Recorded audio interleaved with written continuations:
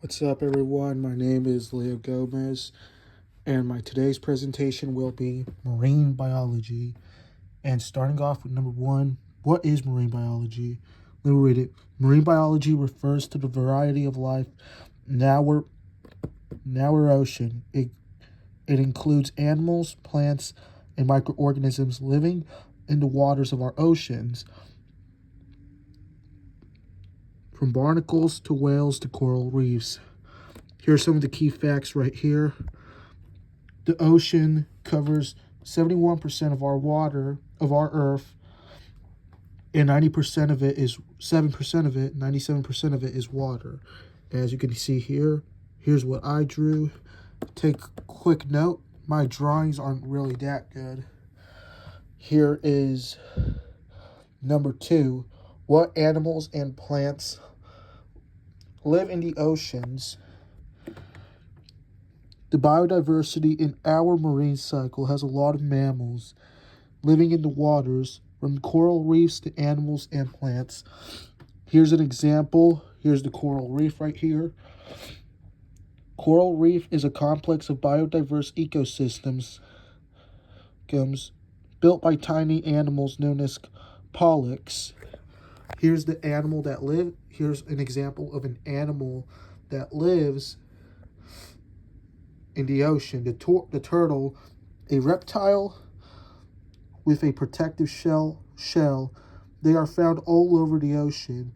And here's a plant that, it's not really a plant, but more of an organism.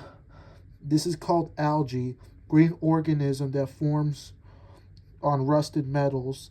It uses carbon dioxide. Next page. I'm done with number two. But here's what I want to talk about and address more. This is number three on what is happening to our ocean. As you can see here, you can see here a lot of acids and trash flow into our ocean right there. You can see the pipe I drew. That right there flowing down. Let me read this to you.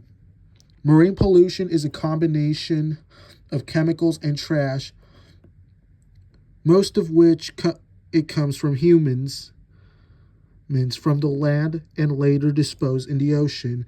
This is one of the problems that our planet faces. And let me read you the chemical section. The disposal of this material into our oceans, like industrial ones, pesticide, fertilizers, and sewage, lead to acidification of the ocean. And here's a drawing I did from all the trash that ends up in the ocean. Trash in our ocean, here it is.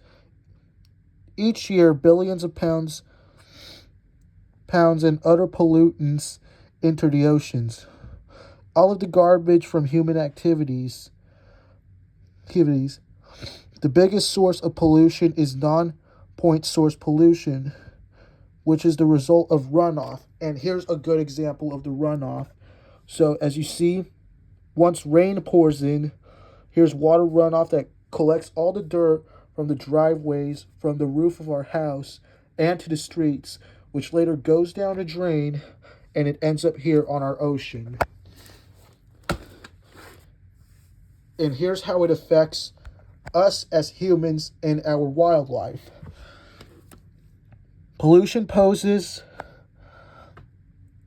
a danger both to humans and animals. Fish become tangled and injured in the debris, and some animals mistake plastic for food, and some consume it.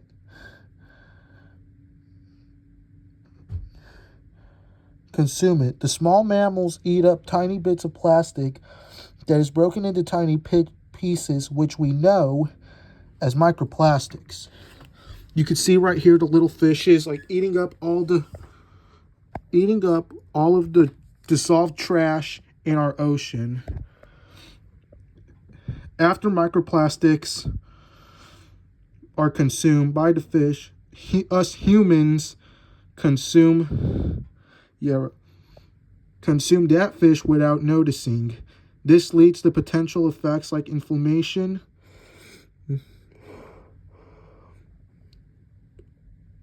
oxidized stress, and tissue problems. These effects can often lead to death. Here are some of the drawings. The fish is later consumed, then we fish it out, and then it ends in our plate without even noticing. How can this be prevented? It can be prevented by picking up trash. Step number 1 is picking up the trash. This helps our beaches stay clean and protects the balance of our water ecosystem. Recycling avoids toxic pollutants ending up in our ocean, which also helps. Avoid these plastics. You always want to avoid plastic cups, grocery bags, and straws in order to maintain our oceans clean. Here's a before and after of a beach I drew that would look like if all the trash has been picked up.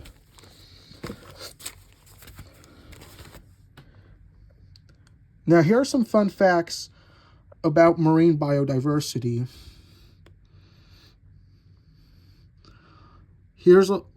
So scientists figured out the age by counting the growth rings on its scale or year bones on a fish.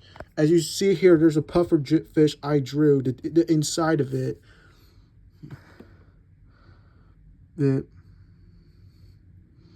Another interesting fact is interviewing invertebrates. I don't know how to say that word. Many 1-pound lobsters take a pound of lobster meat. There's a little tiny lobster I drew. And this is my favorite one. There are 6 types of species of turtles that are found on U.S. waters. On our waters, there's the green turtle, hawksbill, kempbills, leatherbacks, loggerheads, and olive ridley. They are all protected by the ESA, aka the Endangered Species Act. As you can see right here, here's a drawing I did, and the loggerhead is an example of an endangered species. That is it, everyone. I hope you like this video. All the sources from my research will be in the link in the description. Thank you. Good night.